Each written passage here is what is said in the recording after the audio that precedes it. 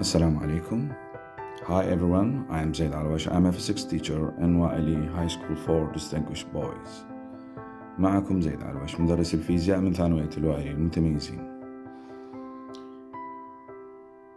Our student, now we have the resultant of two vectors in the opposite direction. يعني عندنا متجهين واحد عكس الآخر. How can we calculate the resultant of them؟ شلون نقدر نجد المحصلة اللي هم باتجاهين متعاكسين. We studied before، احنا تعلمنا سابقا the resultant of them it's equal to A plus B.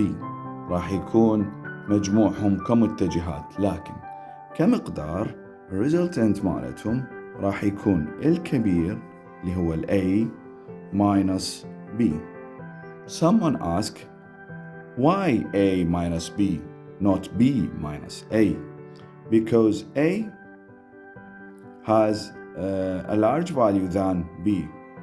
لأنه قيمته or more than its value more than B. لأنه قيمة A أكبر من قيمة B، فالكبير ناقص الصغير. And what's happened when we have two vectors B and A, that the angle between them it is 90 degree. يعني إذا كانت الزاوية بيناتهم 90, that is mean they are perpendicular to each other or vertical to each other إذا كانوا متعامدين مع بعضهم. Now we use Pythagoras principle or Pythagoras law. راح نستخدم قانون فيثاغورس حتى نجد المحصلة مالتهم. فالمحصلة مالتهم راح تكون بالشكل الآتي. راح نكمل المستطيل.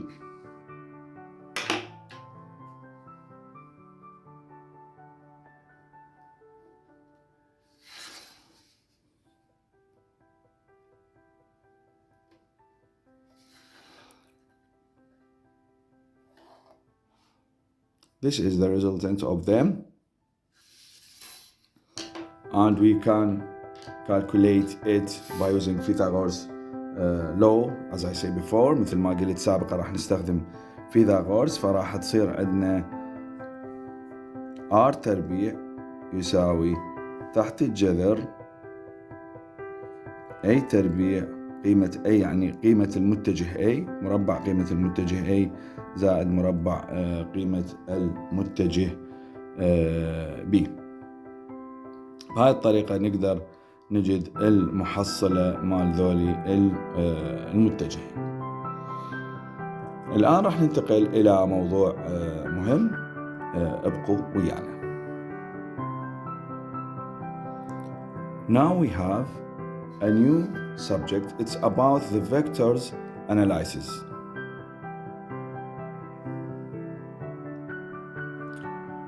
As you see, as you observe, we have, this is vectors A. It have angle theta with the x-axis. How can we analyze this vectors? كيف نحلل هذا المتجه؟ Each vectors has two components, one of in the x-axis and the other in y-axis. كل متجه إلى مركبتين، وحدة على x-axis وحدة على y.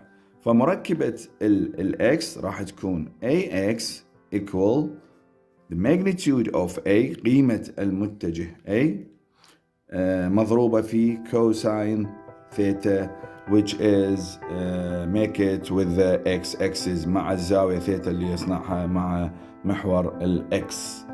And ay, the component in the y-axis, it is y multiplied by sine theta مع ساين الزاوية اللي يصنعها which make it with the x-axis. This is the analysis of vectors. هذا هو تحليل المتجهات. طبعا لو نجي نطبق قانون فيثاغورس ونربع هذه الاي اكسس والاي واي، نخليها بقانون فيثاغورس ونطلع قيمة A راح ترجع لنا مرة اللخ كأنما متجهين متعامدين، يعني هذه المركبة راح تكون على y. This is the components of x. This is ax and this is ay. Okay. Now we go to calculate the resultant of the two factors by using analysis factors. راح ننتقل إلى عملية حساب أو طريقة حساب المحصلة بواسطة تحليل المتجهات. خليكم ويانا. Now we have the method which we use the vectors analysis to calculate the resultant of the two factors. Now we have two factors A and B. A has angle with the x-axis 53 degree and B has angle 37 degree with the x-axis. يعني هنا عندنا متجهين A و B. A تصنع زاوية مع محور الإكس 53 و B تصنع أو يصنع زاوية 37. مثل ما تشوفون المقدار A القيمة المطلقة ل A هو 10 سنتيمتر، والمقدار B القيمة المطلقة إلى راح تصير 5 سنتيمتر. How can we use the method, the vectors analysis method to calculate the resultants؟ شلون راح نستطيع بواسطة تحليل المتجهات حتى نجد المحصلة؟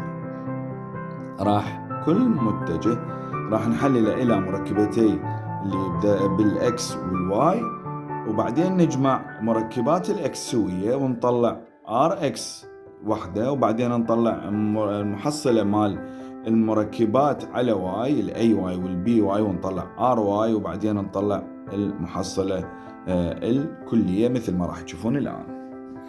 فالأي أكسس يعني الأي إكس أقصد المحصلة، يعني المركبة the components in the x-axis of A axis equal A cosine theta.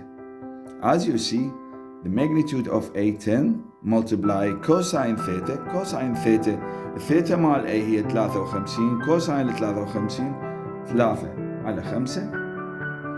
Then A axis equal 6 سنتيمتر.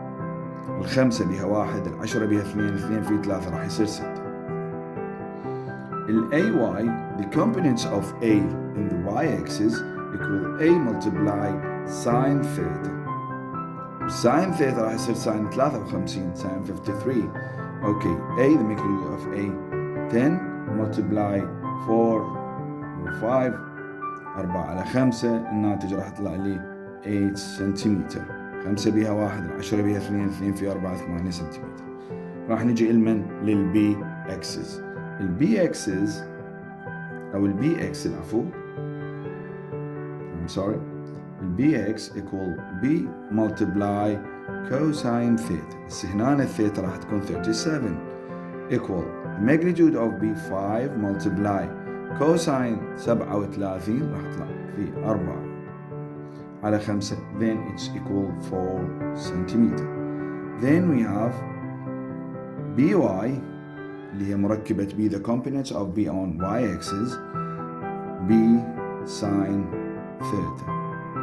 البي هنا قيمتها مثل ما تشوفون 5 سنتيمتر multiply الساين ثيتا مال 37، لأن البي يحصل 37 عنده ويا الإكس إكسس، فراح يصير الساين 3 على 5.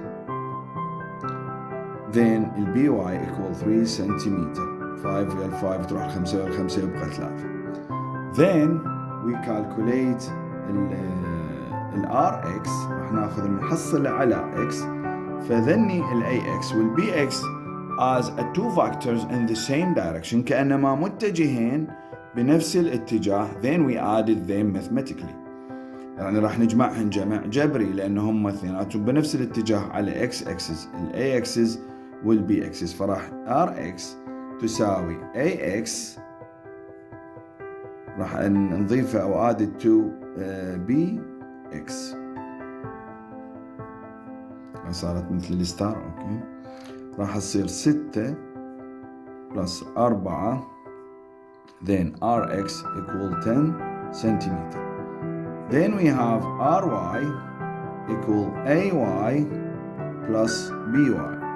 راح نجمع المحصلتين أو المركبتين the two components of the A in Y and B in Y by then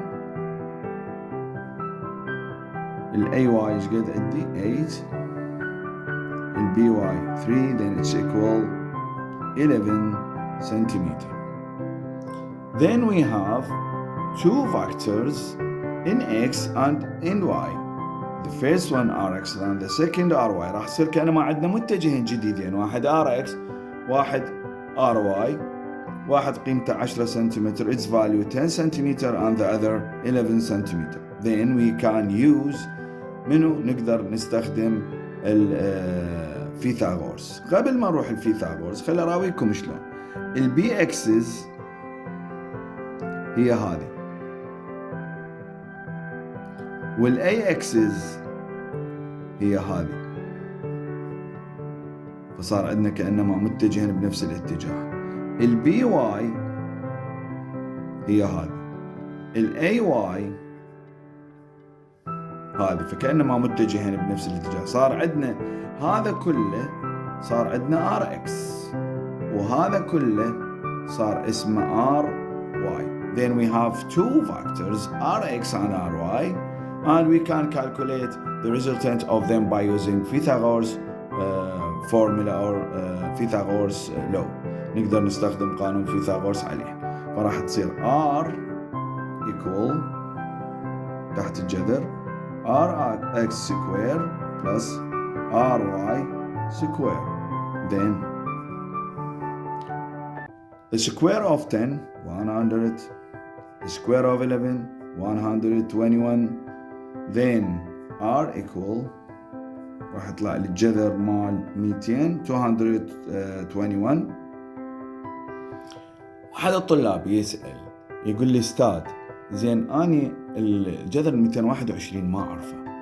اقول له زين انت تعرف مثلا الجذور مال الارقام الكبيره، مثلا احنا ال 144 نعرفه 12، ال 169 جذر 13 ال 196 جذر 14 ال 225 يعني ال 225 الجذر مالتها 15. زين هذا 221 221 يعني هو قريب لل 225 يعني اقل من ال 15. يعني اقدر اني اكتب تقريبي الى، فراح يصير تقريبا 14.8 ولو تسويها بالحاسبة اعتقد تلقاها صحيحة. فالريزلتنت equal 14.8 سنتيمتر. طبعا هذا الرقم مقرب، بس اذا طلع لنا رقم مثلا لو طلعت لنا 225 جذر 15 مبين، بس هاي الارقام الكسرية صعب علينا نجدها.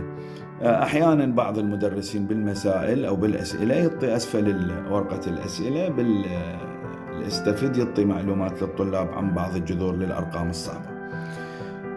عموما نيجي هسه نطلع الدايركشن. How can we determine the direction of the resultant؟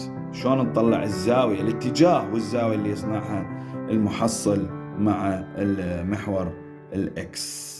فنقول tan theta equal هنا الزاوية اللي راح يصنعها المحصل، احنا ما رسمنا هسه المحصل، فاللي راح يصنعها ايش راح تساوي؟ راح تساوي المقابل اللي هو كل هذا Ry اللي سميناه Ry هذا المقابل على المجاور اللي هو Rx، فراح يصير Ry على Rx and we know Ry 11 over Rx العفو 10 then it's equal 1.1 راح يصير 1 بالعشر. إذن الثيتا equal الثيتا راح شو تساوي؟ هنا لو يعطينا هو بالسؤال مثلا أو بالأسئلة استفيد ويعطينا قيمة الزاوية، بس عموما همنا نقدر نستعمل ذكائنا وقابلياتنا. احنا نعرف التان مال 45 هو 1. زين هذه الزاوية يعني قيمتها التان مالتها 1.1 يعني الثيتا معناها أكبر شوية من 45. فأعتقد إذا حتى لو نقربها ما راح يسبب مشكلة بالحل، لأنه إحنا ما عندنا حاسبات، ممنوع نستخدم حاسبات. فتقريبا راح تساوي 47.8 degree. زين استاذ إذا كتبتها الزاوية 48 أو كتبتها 46 يعني أكبر شوية من 45 ماكو مشكلة بابا، إذا ما مطيك المدرس يعني بالاستفد أو بالفائدة، يعني مثلا يكتب لك جواب بالأسئلة for advantage للفائدة، ويكتب لك مثلا حتى الساين والكوساين مال 37 و53، لكن أنا أفضل إلى طلابي إنه المفروض يحسبون يعني يحفظون الساين والكوساين مال الزوايا القياسية اللي هي 37 وال53 والزيرو وال90 وال45. ذني لازم يكون الطالب حافظا وال60 وال30، ذني هم لازم يكون حافظهن الطالب. إذا حلينا هذا المثال and we solve this example to calculate the resultant of the two vectors by using analysis vectors. Now we finish this lecture. Goodbye, see you tomorrow. نشوفكم إن شاء الله غدا. خلصنا محاضرتنا. كان معاكم مدرس الفيزياء زيد علوي من ثانوية الوعي المتميزين في محافظة بابل. شكرا.